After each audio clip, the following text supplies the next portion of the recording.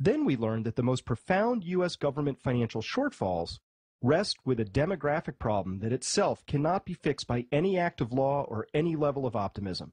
It is simply a fact. An inconvenient fact of circumstance, much like gravity sometimes, but a fact nonetheless. Even more than this, we learned that the assets boomers use to describe their wealth, stocks and bonds and real estate, all have to be sold to somebody at some point in order to extract their value. And we raised the uncomfortable observation that there simply are fewer people behind the boomers to whom these assets can be sold. When sellers exceed buyers, values fall. Through all of this, the economic numbers that we reported to ourselves were systematically debased until they no longer reflected reality. If false data leads to bad decisions, then it's no wonder that we find ourselves in our current predicament. Only by returning to an honest self-appraisal can we plot a strategic and meaningful course to the future. Then we learn that energy is the source of all economic activity and that oil is by far the most important source of energy. Our entire economic configuration is built around the assumption of unlimited growth in energy supplies, but this is an easily refuted proposition. Individual oil fields peak, and so do collections of them. And so peak oil is not so much a theory as it is an observation about how oil fields age.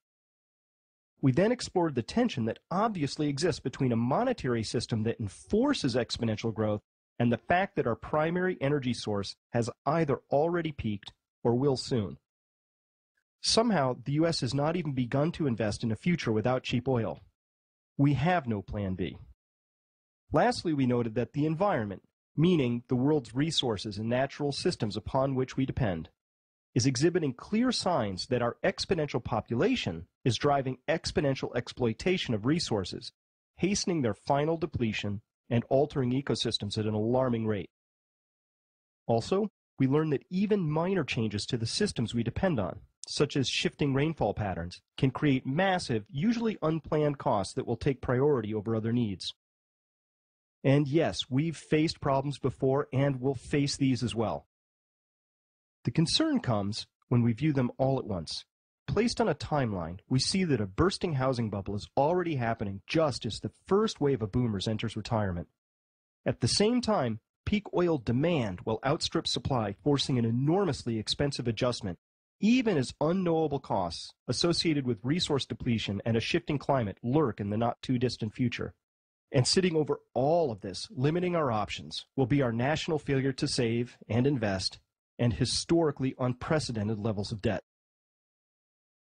This timeline, stretching from now to 2020, reveals a truly massive set of challenges converging on an exceptionally short window of time. The question becomes, where will the money come from to apply to each of these challenges if our savings are depleted and our debt levels are already in uncharted territory? Any one of these events will prove to be a difficult strain on our national economy, while any two could be disruptive. If three or more happen simultaneously, it's not hard to foresee the economic destruction of our country as a result, or perhaps the dollar utterly ruined as a store of wealth. How many trillions will be required to fund boomer retirement? How many trillions to reshape our transportation infrastructure to accommodate peak oil? Where will the tens of trillions come from to make up shortfalls in pensions and entitlement programs? How do we make good on these pension and entitlement promises while burdened with the highest debt loads ever seen? Where does the money come from to clean up the aftermath of a bursting housing bubble? How much more expensive will food and minerals be in the future when oil is peaked, but many more people are placing higher demands on increasingly marginal resources? Each of these key trends or threats will take years, if not decades, to address, and yet we find them all parked almost directly in front of us without any serious national discussions or planning. With every passing day, we squander precious time while the problems grow larger and more costly, if not thoroughly intractable. Buying time is not a strategy and will prove to be a disastrous tactic. The mark of a mature adult is someone who can manage complexity and plans ahead. My opinion is that with few exceptions, the current political and corporate leadership of this country are doing neither. We need to change this. It is long past time to give up the adolescent notion that we can have our cake, eat it too, and borrow more when it's gone. It is time, quite simply, to return to living within our natural and economic budgets. We need to set priorities, set a budget, and stick to both. And you? If you haven't already, you need to begin to embrace the possibility that the path to the future might not be straight. It may take a few twists and turns and end up somewhere entirely unexpected.